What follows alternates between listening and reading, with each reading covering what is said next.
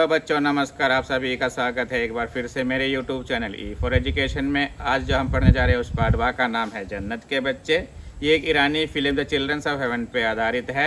इसके मुख्य कथापात्र अली और जहरा है। हाय कुट्टिകളെ നമസ്കാരം, ഒരിക്കൽ കൂടി നിങ്ങൾക്ക് സ്വാഗതം എൻ്റെ യൂട്യൂബ് ചാനലായ ഈ ഫോർ എഡ്യൂക്കേഷനിൽ ഇന്ന് നമ്മൾ പഠിക്കാൻ പോകുന്ന പാഠഭാഗത്തിൻ്റെ പേരാണ് ജന്നത്ത് കെ ബच्चे। ഇതൊരു ഇറാനി ഫിലിമായ ചിൽഡ്രൻസ് ഓഫ് ഹെവൻ എന്ന് പറഞ്ഞ കഥയെ ആസ്പദമാക്കിയിട്ടാണ് ഇതിൽ മുഖ്യ കഥാപാത്രം അലിയും ജഹ്റ എന്ന് പറഞ്ഞ രണ്ട് കുട്ടികളാണ്. അവർക്ക് എന്തെല്ലാം ബുദ്ധിമുട്ടുകളാണ് വരുന്നതിനെ കുറിച്ചിട്ടാണ് ഈ കഥ. അപ്പോൾ നമ്മൾക്ക് ഒട്ടും സമയം കഴിയാതെ ഒരു വീഡിയോയിലേക്ക് പോവാം. कबीर के पापा का ट्रांसफर रामपुर में हुआ था। अब कबीर का रामपुर के स्कूल में एडमिशन करवाया गया। नया स्कूल था और पुराने साथी सभी छूट चुके थे, इसीलिए कबीर बहुत उदास रहता था। मम्मी, मेरा तो यहाँ मन ही नहीं लग रहा है। मेरी अभी तक किसी से दोस्ती भी नहीं हुई है। अभी तो 2-3 दिन ही हुए हैं, किसी बच्चे से दोस्ती करो। मम्मी, जो मुझको अच्छा लगेगा और जो सच्चा ईमानदार होगा वही बनेगा मेरा दोस्त। तो फिर बैठे रहो, आजकल कोई ऐसा नहीं होता बेटा। कबीर स्कूल गया। क्लास में अभी सर नहीं आए थे कि एक दुबला पतला लड़का लंगड़ाता हुआ वहां आया। शक्ल से ही वह गरीब सा लगता था। क्लास में सब बच्चे उसकी हंसी उड़ाने लगे। लंगड़ा आया, भिखारी चंद आया। खुद तो लंच का टिफिन लाता नहीं, खाने के लिए कुछ है नहीं। अगर कोई दे तो लेगा नहीं, अकड़ दिखाएगा।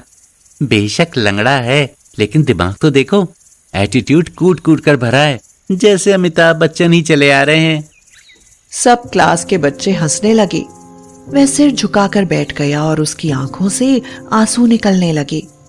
यह देखकर कबीर से नहीं रहा गया और वह उन सबसे बोला, तुम लोगों को शर्म नहीं आती उसकी हंसी उड़ाते हुए? वो कि अपने आप ऐसा हो गया है, कल को तुम भी ऐसे हो जाओ तो क्या करोगे? सारे क्लास में सन्नाटा छा गया।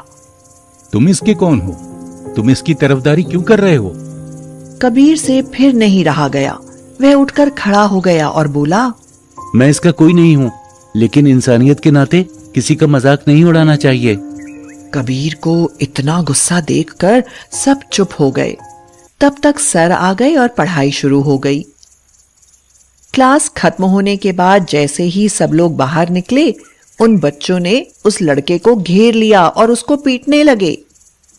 कबीर जब क्लास से बाहर निकला तो उसने देखा कि वह लड़का जमीन पर पड़ा हुआ था और सारे लड़के उसको मार रहे थे।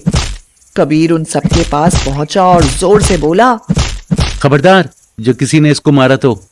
उसे देखकर सभी लड़के वहां से भाग गए। कबीर ने उस लड़के को उठाकर खड़ा कर दिया। तुम इनको मार नहीं सकते, तुम्हारा नाम क्या है? वह लड़का अपने आंसू पोंछता हुआ बोला, मेरा नाम विवेक है। मैं इनसे कमजोर हूँ, मैं इनको कैसे मार सकता हूँ? मैं समझ गया, ताकत में तुमको कमजोर समझकर ये तुमको मारते हैं, लेकिन अब नहीं मारेंगे। धन्यवाद दोस्त। पिछले साल सड़क पर मेरा एक्सीडेंट हो गया था, जिससे मेरे पैर की हड्डी टूट गई थी। बहुत ज्यादा डैमेज हो गई थी, ऑपरेशन से भी ठीक नहीं हुई, इसलिए मैं लंगड़ा हो गया। रो मत, एक्सीडेंट तो किसी के साथ भी हो सकता है। कबीर के मन में उसके लिए बहुत ज्यादा हमदर्दी हो गई थी। उन दोनों की दोस्ती हो गई और वह दिनों दिन बढ़ती ही चली गई। अब क्लास में किसी की हिम्मत नहीं थी जो विवेक को छेड़ता। तुम्हारे आने से पहले मैं रोता ही रहता था, लेकिन अब मुझे अच्छा लगने लगा है। इस क्लास में 2 ही बच्चे सबसे ज्यादा तेज थे, कबीर और विवेक। यार, मुझे ऐसा लगता है जैसे तुम कुछ मन ही मन परेशान से रहते हो। हाँ यार, ये समाज अपनी करनी से बाज नहीं आता। मुझे सब लोग नीची निगाह से देखते हैं, इससे मेरे मन में हीन भावना बढ़ती चली जा रही है। मैं सोचता हूँ इस बार अगर मैं टॉप कर लूं तो मेरे आसपास पड़ोस में मेरी धाक जम जाए। तो टॉप तो तुम करोगे ही, इसमें परेशान होने की क्या बात है? बस दिन रात पढ़ाई करो। लेकिन विवेक भी जानता था और स्कूल के सब बच्चे जानते थे कि कबीर को हराकर विवेक टॉप नहीं कर पाएगा। उस साल एग्जाम हुए और रिजल्ट निकला तो सभी लोग दंग रह गए। विवेक ने पूरे कॉलेज में ही नहीं, जिले में भी टॉप किया था। कबीर दूसरे नंबर पर था। विवेक कबीर के पास मिठाई का डिब्बा लाया। कबीर ने उसे बधाई दी तो विवेक उसके गले लगकर रो पड़ा। यार ये तूने क्या किया? मैंने क्या किया? कुछ भी तो नहीं। मुझसे झूठ मत बोल यार, ये तूने ही किया है। पेपर में ऐसा कुछ नहीं था जो तुझे आता नहीं था। इसका मतलब है तूने 2 नंबर का क्वेश्चन छोड़ दिया। तो मेरे नंबर भी कहाँ कम आए हैं? मैं भी टॉप पोजीशन पर हूँ, सिर्फ तुझसे ही तो नीचे हूँ। और तेरे सामने हार कर मैं अपने आप को जीता महसूस कर रहा हूँ यार। देख, आज तेरा अखबार में फोटो छपा है, सब लोग तुझे बधाई देने आ रहे हैं। आज तेरी हंसी उड़ाने वाले तेरी तारीफ कर रहे हैं। ये सब तेरी ही बदौलत हुआ है यार। तूने मुझे आसमान पर पहुंचा दिया। अगर मेरे रहते हुए तू हीन भावना से घिरा और लोगों ने तेरा मजाक उड़ाया और मैं तेरे लिए कुछ नहीं कर पाया, तो फिर मेरी दोस्ती बेकार है। एक क्वेश्चन छोड़ दिया तो मैं तेरे चेहरे पर हंसी ला सका, तेरे लिए समाज में इज्जत ला सका, तो ऐसे मेरे 100 नंबर कुर्बान है। अब विवेक को सभी लोग आदर की निगाह से देखते थे। विवेक और कबीर अपनी पढ़ाई पूरी करते गए। दोनों एक दूसरे की मदद करते थे और दुख सुख में साथ ही रहते थे। अब पढ़ाई पूरी हो चुकी है, मेरे पापा का ट्रांसफर हो गया है। अब हम कुछ सालों के लिए दूसरी जगह शिफ्ट हो रहे हैं।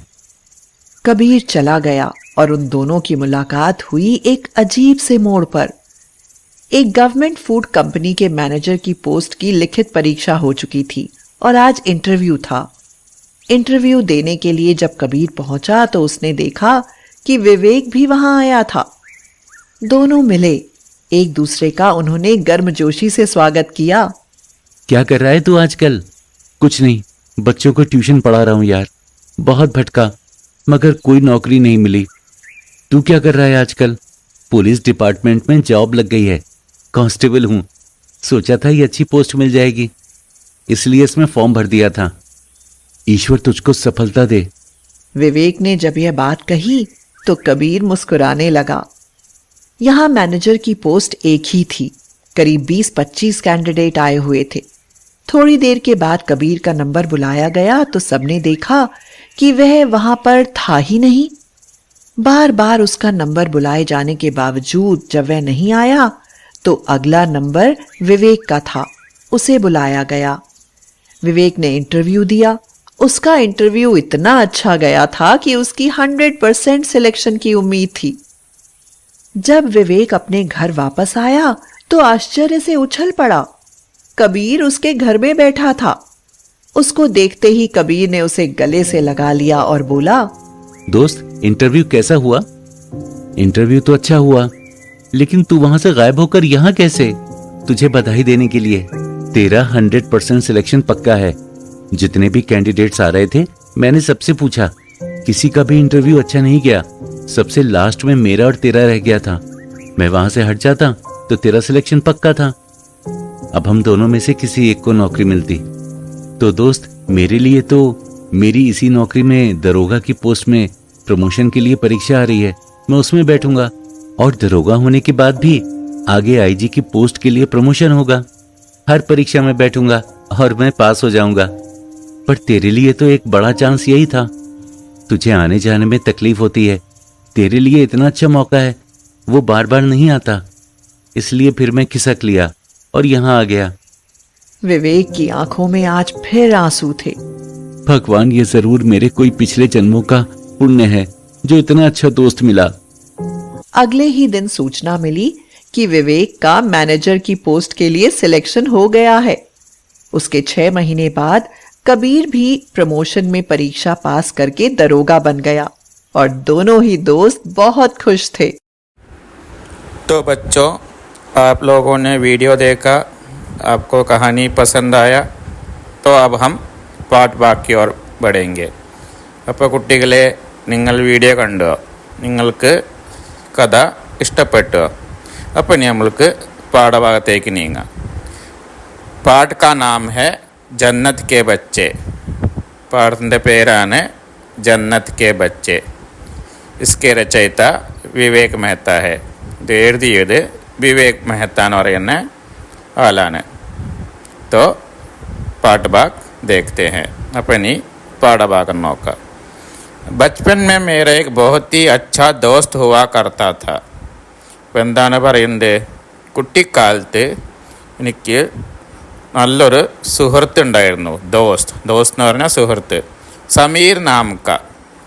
എന്തായിരുന്നു ആ കൂട്ടുകാരൻ്റെ പേര്? സമീർ എന്നായിരുന്നു. ലേഖകൻ പറയാണ്, ലേഖകന് കുട്ടിക്കാലത്തൊരു കൂട്ടുകാരുണ്ടായിരുന്നു. ആ കൂട്ടുകാരൻ്റെ പേര് സമീർ എന്നാണ്. പത്താ നിഹി കഹാ ഹെ വോ ആജ്കൽ. പക്ഷെ ഇപ്പം എവിടെയാണ് താമസിക്കുന്നതെന്നതൊന്നും അറിയില്ല.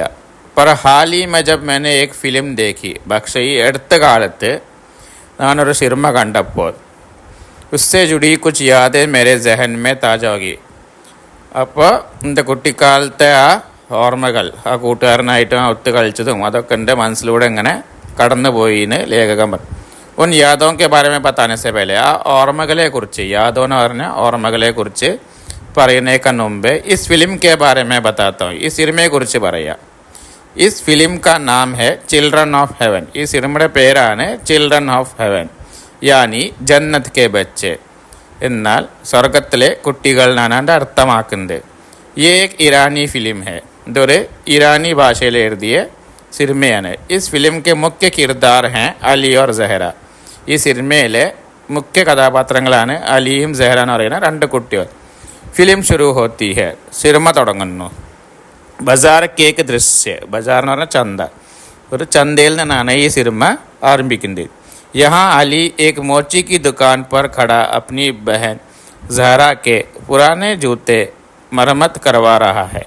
ഇവിടെ അലി ഒരു ചെരുപ്പ് കുത്തിയുടെ കടയിൽ അവൻ്റെ സഹോദരിയായ സെഹറയുടെ പഴയ ഷൂവ് നേരെയാക്കുകയാണ്.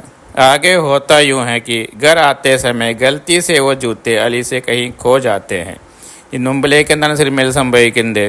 ആ വീട്ടിലേക്ക് മടങ്ങുന്ന സമയത്ത് അബദ്ധത്താൽ അവൻ്റെ കയ്യിൽ നിന്ന് എന്താ ചെയ്യാണ്, ആ ഷൂ എവിടെയോ കളഞ്ഞു പോവുകയാണ്. ഖോ ജാത്ത എന്ന് പറഞ്ഞാൽ കളഞ്ഞു പോകുക. ഓ പരേഷാൻ ഹോത്തെ, ആ വളരെയധികം എന്താണ് അറിയുക, വേവലാതിപ്പെടും. ബഹുത് ധൂണ്ഡത ഹെ, കുറേ തെരഞ്ഞു നോക്കും. പർ ജൂത്തേ നഹീ മിൽത്തെ, പക്ഷേ എന്താണ് ആ ഷൂ കിട്ടില്ല. ആഖിർ വോ ബഡേ ഹി ബുജേ മൻ സെ അപ്നെ ഘർ പहुंचते, വളരെ ബുജേ മൻ സെ, വളരെ വിഷമത്തോടെ എന്താണ് അപ്നെ ഘർ പहुंचते, അവൻ്റെ വീട്ടിലേക്ക് എത്തുന്നു. ജഹാ സെഹ്റ ഉസ്ക ഇന്തസാർ കർ റഹി ഹെ, അവിടെ എന്താണ് സെഹ്റ എന്താ ചെയ്യുന്നത്, അവനെ വെയിറ്റ് ചെയ്തുകൊണ്ടിരിക്കുകയാണ്. സെഹ്റ ഉസ്ക ഇന്തസാർ കർ റഹി ഹെ, അവനെ വെയിറ്റ് ചെയ്തുകൊണ്ടിരിക്കുകയാണ്.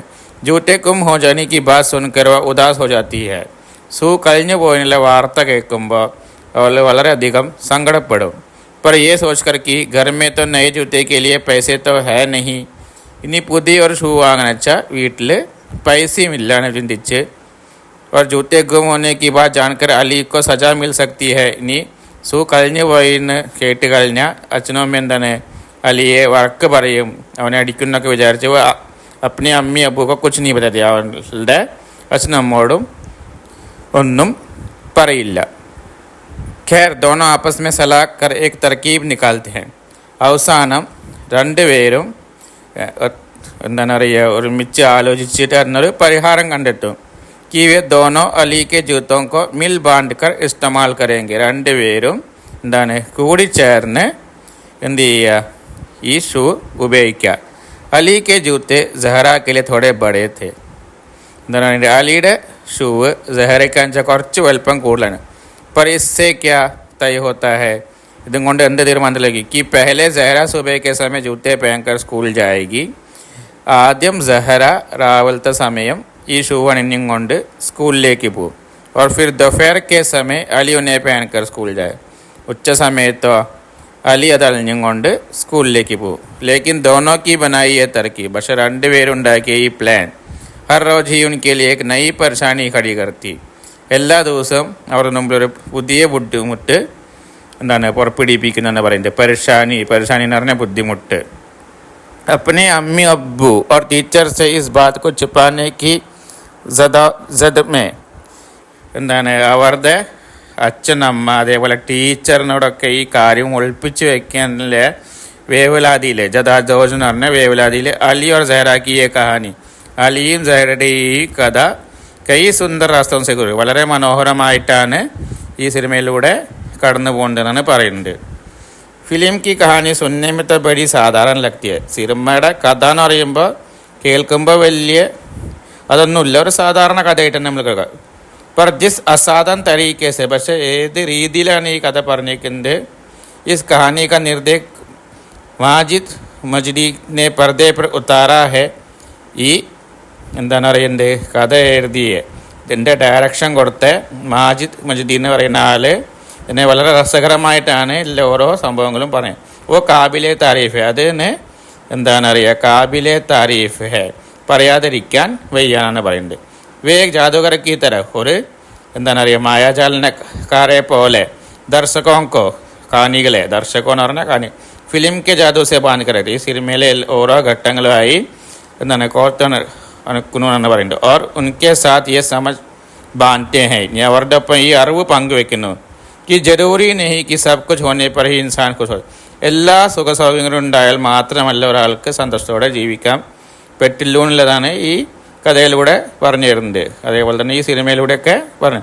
ബൽക്കി ഛോട്ടേസെ ആം ഭാഷമേ എന്താണ്, ഇനി ഒരു ചെറിയ രീതിയിൽ നമ്മൾ സാധാരണ രീതിയിൽ പറയാൻ ചില പാവപ്പെട്ട എന്ന് പറയുന്ന കുടുംബത്തിൽ ബി റിശ്തെ സുന്ദർ ഗഹരെ ഹോ സക്തേ ഹൈ, എന്താണ് പറയുക, ബന്ധങ്ങൾ എന്ന് പറയുന്നത് വളരെ മനോഹരവും ആർത്തിനുള്ളത് നമ്മൾക്ക് ആക്കാൻ പറ്റും. ഈ സുന്ദർ ഇൻസാനി റിശ്തേ ഏക് പരിവാർ മേ സുഖി ഓർ ഖുശ് ഹോനെ കാ അസ്ലി, ഈ മനോഹരമായ ബന്ധങ്ങളാണ് നമ്മൾക്കൊരു കുടുംബജീവിതത്തിൽ എന്നും സന്തോഷവാനായി ജീവിക്കാൻ പ്രചോദനം നൽകുന്നതെന്നറിയാം.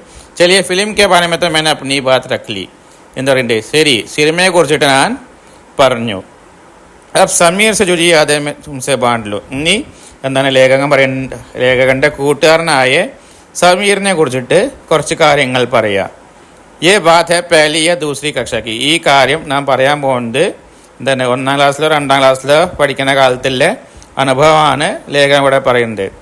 തബ് मैं और സമീർ एक ही स्कूल में पढ़ा करते, അപ്പോൾ ലേഖകനും അതേപോലെ തന്നെ സമീറും ഒരേ സ്കൂളിലാണ് പഠിച്ചായിരുന്നത്. അക്സർ ഐസേ ഹോത്താ थे कि എപ്പോഴും എങ്ങനെയാണ് സംഭവിക്കുക, കക്ഷാമേ കബി കിസി കാ പെൻ ഖറാബ്, ചിലപ്പോഴൊക്കെ ആരുടെയോ പേന കേടുവരും. ഖറാബ് ഹോ ജാത്ത എന്ന് പറഞ്ഞാൽ കേടുവരും. तो कोई अपना पेन भूल आता था, ചിലവർ പേന കൊണ്ടുവരാൻ മറക്കും. മേരെ സാത്ത് ബി കബി കബി ഐസേ ഹി ഹോത്താ था, ഞാനും ചിലപ്പോഴൊക്കെ അങ്ങനെയാണ്.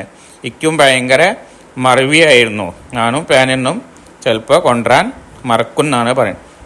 अब जब सामने खड़ी टीचर हाथ में डंडे लिए इमला लिखवाए, നീ മുമ്പിൽ നിൽക്കുന്ന ടീച്ചറാണല്ലോ കയ്യിൽ ദണ്ടാലിയെ, ദണ്ട എന്ന് പറഞ്ഞാൽ ചൂറലായി ഇന്ന് ഇംലാന്ന് എഴുതിപ്പിക്കുമ്പോൾ तो किसी को भी डर लगेगा, ആരായാലും ഒന്ന് പേടിച്ചു പോവും. पर मार खाने से बचने के लिए, പക്ഷേ അടി കൊള്ളാതിരിക്കാൻ हम दोनों ने मिलकर एक तरकीब निकाली, നമ്മൾ രണ്ടുപേരും പക്ഷേ ലേഖകനും ലേഖകൻ്റെ കൂട്ടുകാരനായ സമീറും കൂടിയിട്ട് ഒരു പരിഹാരം കണ്ടെത്തി. हम लोग जैसे तैसे मिल बांट कर, നമ്മൾ രണ്ടുപേരും എങ്ങനെയൊക്കെയോ ഏക് ഹി പെൻ സെ കാം ചലാ, ഒരേ പേനെ ഉപയോഗിച്ച് കാര്യങ്ങൾ ഒപ്പിച്ചാർന്നു അറിയാം. ഏക് ലൈൻ वो अपनी कॉपी में लिखता, നീ ഒരു ലൈൻ അവൻ്റെ നോട്ട് പുസ്തകത്തിൽ എഴുതുകയാണ്. तो दूसरी में മറ്റൊരു വരി ഞാൻ എൻ്റെ നോട്ടിൽ. ഇസ്മേ തോടി ദിക്കത്ത് ഹോത്തി, അതുകൊണ്ട് തന്നെ കുറച്ച് ബുദ്ധിമുട്ടുണ്ടായിരുന്നു. पर मजा भी आता, പക്ഷേ ആ അനുഭവങ്ങളൊക്കെ ഇപ്പോൾ ഓർക്കുമ്പോൾ വളരെ രസകരമായി തോന്നും. और भी कई चीजें थी, നീയും കുറേ സംഭവങ്ങളുണ്ട്. जो हम मिल बांट कर इस्तेमाल करते, നമ്മൾ ഒത്തൊരുമിച്ചിട്ട് ഇങ്ങനെ एक अजीब सी ही खुशी मिलती, ഒരു പ്രത്യേകതരം അനുഭൂതിയും സന്തോഷമൊക്കെ ഉണ്ടാവുന്ന പറയുക. ऐसे करने में, ഇങ്ങനെ ചെയ്യാൻ. ये फिल्म देखकर भी मुझे वैसे ही खुशी का एहसास हुई, ഈ സിനിമ കണ്ടപ്പോഴേക്ക് അങ്ങനെയാണ് തോന്നിയത്. അപ്പോൾ ഈ സിനിമയിലൂടെയും അതേപോലെ തന്നെ ഈ കഥയിലൂടെയൊക്കെ ലേഖകൻ നമ്മൾക്ക് പറഞ്ഞു തരുന്നത് നമ്മൾ എന്തും എന്താണ് ഒത്തൊരുമയോടെ എല്ലാവരോടും ഷെയർ ചെയ്തിട്ട് വേണം ജീവിതത്തിൽ ജീവിക്കുക. അപ്പോൾ ഇല്ലാത്തവൻ ഇല്ലവന് കൊടുക്കുക എന്നൊക്കെ ഉള്ളൊരു സന്ദേശമാണ് ഈ പാഠഭാഗത്തിൽ നമ്മൾക്ക് തരുന്നത്. അപ്പോൾ പാഠഭാഗമൊക്കെ നിങ്ങൾക്ക് മനസ്സിലായി എന്ന് വിചാരിക്കുന്നു. അർത്ഥങ്ങളൊക്കെ നോക്കി ഒരു തവണ വിധം നോട്ടിലൊക്കെ എഴുതി നിങ്ങൾ പഠിക്കുക. അപ്പോൾ വീണ്ടും ഒരു പുതിയ പാഠഭാഗമായിട്ട് നിങ്ങൾക്ക് കണ്ടുമുട്ടുന്നവരേക്കും നന്ദി, നമസ്കാരം.